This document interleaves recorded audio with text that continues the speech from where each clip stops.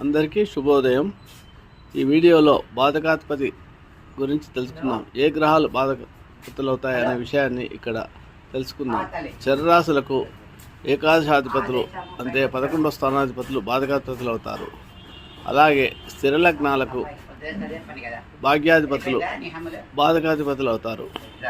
అలాగే ద్విస్వభావ రాశులైన మిథున, కన్య, ధను, మీనాలకు బాధకాధిపతులు సప్తమాధిపతులు అవుతారు, అంటే 7వ స్థానాధిపతులు అవుతారు.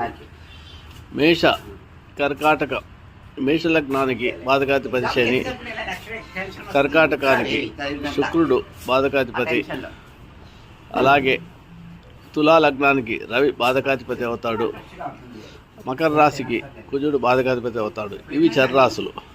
ఇక శర్రాశులైన వృషభానికి బాధకాధిపతి భాగ్య రాజాధిపతి అయినప్పటికీ శని బాధకాధిపతి అవుతాడు. అలాగే స్థిరలగ్నమైన సింహానికి చతుర్థ భాగ్యాధిపతి అయిన కుజుడు బాధకాధిపతి అవుతాడు. అలాగే స్థిరలగ్నమైన వృశ్చికానికి బాధకాధిపతి చంద్రుడు అవుతాడు.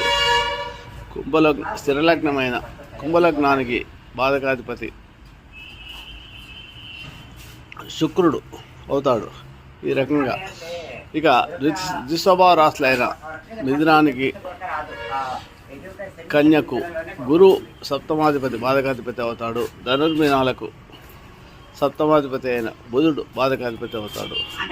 ఈ బాధకాధిపతి షష్టాష్టక వ్యయాల్లో ఉన్న, లగ్నంలో ఉన్న కుటుంబం ఏ భావాల్లో ఉంటే ఆ భావానికి ఇబ్బందులు కలిగిస్తాడు. ఆ విషయాన్ని గుర్తుంచుకోవాలి. జాతకాన్ని పరిశీలించడం బాధకాధిపతి ఏ స్థానంలో ఉన్నాడనే విషయాన్ని బట్టి మనం తెలుసుకోవాలి. ఈ విషయం శుభమస్తు.